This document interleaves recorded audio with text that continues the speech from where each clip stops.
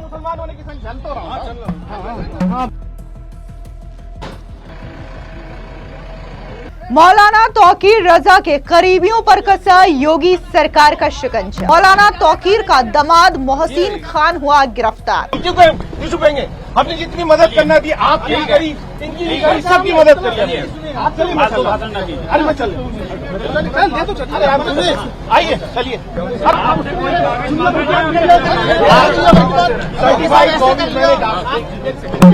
मौलाना तौकीर रजा के दामाद मोहसिन की अवैध प्रॉपर्टी पर गरजा योगी का बुलडोजर।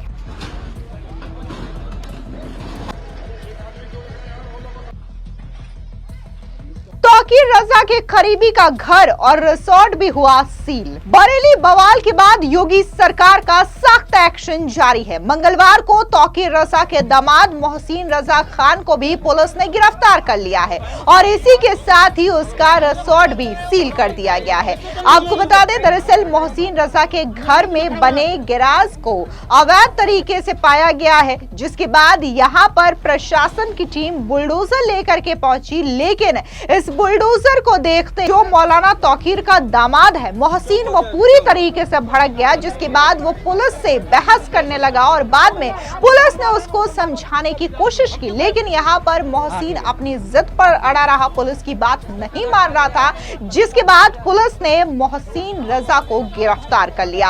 आपको बता दें कि इसके अलावा तौकीर रजा के करीबी हाजी शराफत खान के मैरिज लॉन और इसी के साथ ही उसके घर को भी सील कर दिया गया है।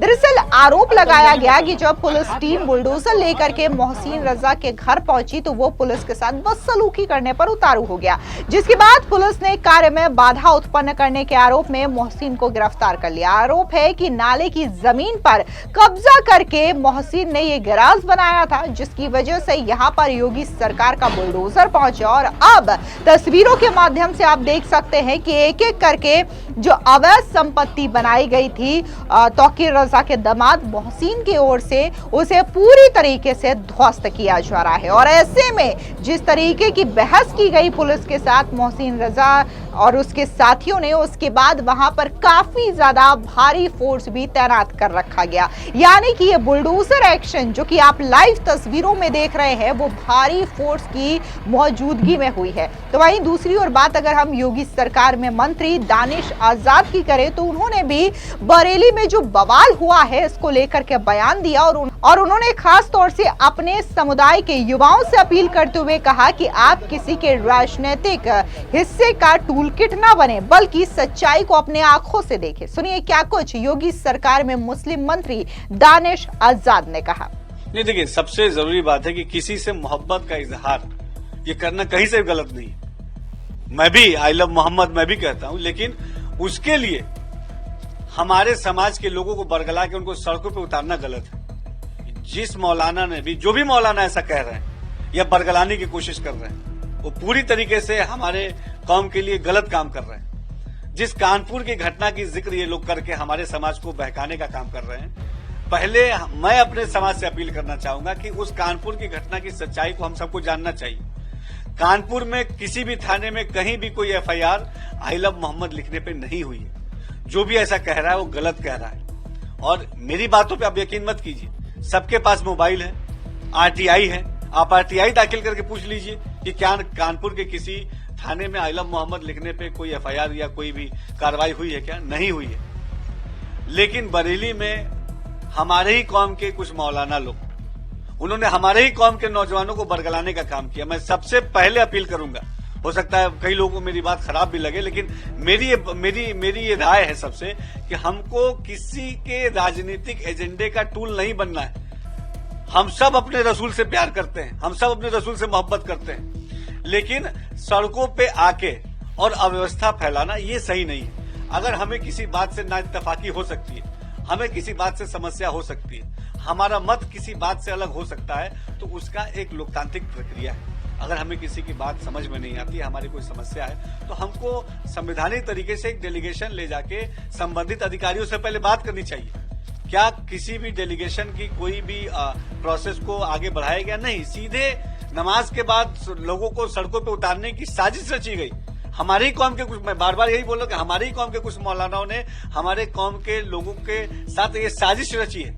ये हमारे कौम के लोगों को सबसे पहले समझने की जरूरत है कि हम क्यों किसी के राजनीतिक एजेंडे के शिकार हो जाते हैं। बार बार हम क्यों किसी के बहकावे में आ जाते हैं। हम सब अपने रसूल से, अपने रब से, अपने खुदा से प्यार करते हैं और हमारे प्यार करने का तरीका इबादत है। हम सब इबादत करके पांचों वक्त, मुसलमान पांचों वक्त दिन में 5 बार अपने रब से अपने प्यार का इजहार करता है नमाज के माध्यम से, लेकिन उसको सड़कों पे उतारने की साजिश जो भी रच रहे हैं वो पूरी तरीके से गलत कर रहे हैं। और मैं खास तौर पर अपने मुस्लिम भाइयों से अपील करूंगा कि हमको किसी के बहकावे में नहीं आना चाहिए। अलावा बात अगर हम बरेली के प्रभारी मंत्री जेपीएस राठौर की करें तो उनका कहना है कि कानून से बड़ा कोई नहीं है, उपद्रवियों को बख्शा नहीं जाएगा और किसी भी तरीके की अराजकता, अवैध कब्जा या फिर नक्शे में हेर फेर को बर्दाश्त नहीं किया जाएगा। जहां भी अनियमितता पाई जाएगी वहां बुलडोजर समेत कठोर कार्रवाई को भी अंजाम दिया जाएगा।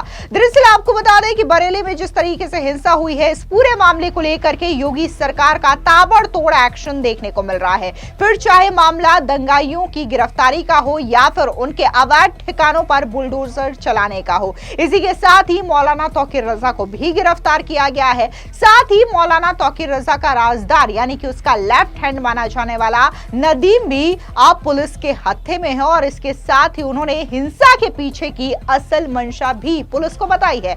नदीम ने पुलिस को बताया कि तौकीर रजा मुसलमानों का रहनुमा बनना चाहता था। वो इस हिंसा के जरिए राजनीतिक दलों को भी अपना दमखम दिखाना चाहता था और सियासी रसूख के चक्कर में उसने हिंसा की बड़ी साजिश को रचा था। आपको बता दें कि बरेली बवाल में पुलिस ने अब तक कुल 62 लोगों को गिरफ्तार किया है। इसमें मौलाना तौकीर रजा, डॉक्टर नफीस और नदीम भी शामिल है, जो कि इस बवाल के मास्टरमाइंड बताए जा रहे हैं। पुलिस ने अभी तक मौलाना तौकीर रजा के करीबियों के 150 करोड़ रुपए की संपत्ति को सीज किया है और इसके अलावा बरेली बवाल को लेकर के मुख्यमंत्री योगी भी काफी ज्यादा सख्त है। उन्होंने खुले मंच से दंगाइयों के खिलाफ सख्त चेतावनी जारी की है और उनका कहना है कि अगर राज्य की कानून व्यवस्था को बिगाड़ोगे या फिर उपद्रव मचाओगे तो सीधा जहन्नुम का टिकट कटवा दिया जाएगा। अब जिस तरीके से बरेली में जो बवाल हुआ है, इसको लेकर के जहां एक और योगी सरकार का सख्त एक्शन देखने को मिल रहा है, तो वहीं दूसरी ओर